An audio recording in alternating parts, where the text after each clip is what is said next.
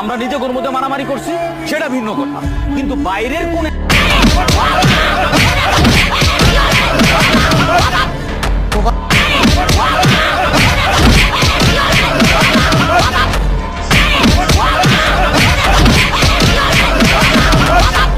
ও বাবা, বাবা গো, ওরা কি আমায় মার্ডার করতে চেয়েছিল?